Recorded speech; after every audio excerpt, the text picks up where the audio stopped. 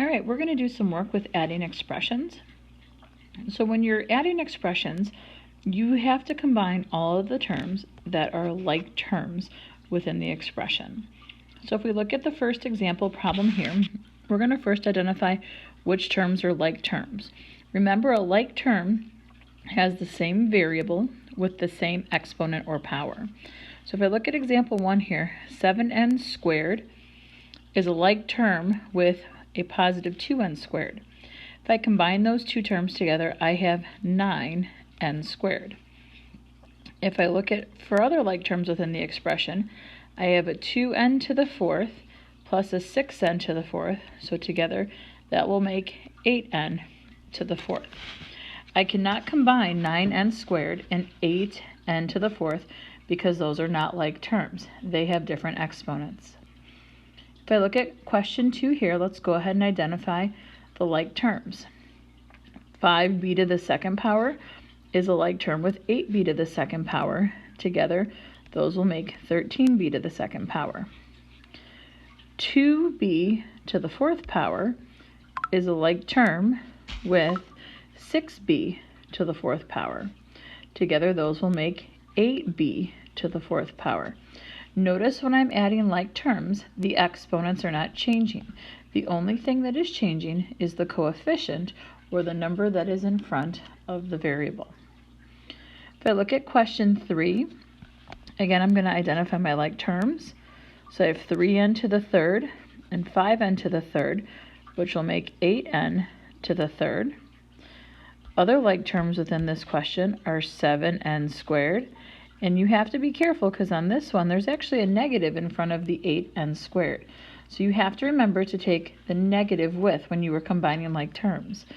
So we have 7 plus negative 8, which is going to be a negative 1n to the second power.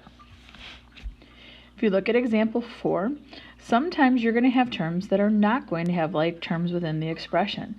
So 7n to the second does not have anything to combine with. So we're going to leave that 7n to the second. If I look at the rest of the terms, I have a negative 2n over here.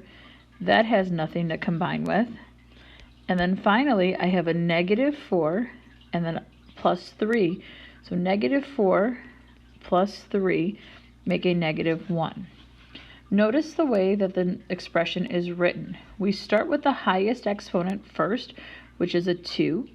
And then we go to the next largest exponent, which is n to the first power, and then we add the constant to the end of the expression. I'd like you to go ahead and try now to do question 5 and question 6, and pause the video. When you have finished question 5 and 6, go ahead and resume the video to see if your answer is correct. On question 5, we can combine like terms 4x squared and 7x squared, which is 11x squared. We can combine 7x and 4x, which is 11x. And we can combine 2 and 3, which is a 5. On number 6, we can combine 7p squared plus 6p squared, which is 13p squared. We then can combine negative 2p plus a positive 3p. So negative 2p plus 3p is going to make a positive 1p. And then finally, we can add a 1 and a 6, which will make a 7p. All right, your assignment now is to go ahead and do the quizzes on the next slide. It is very short. It's only 5 questions. Shoot for an 80% or better. If you have additional time, please go ahead and log on to Dreambox. Have a great day.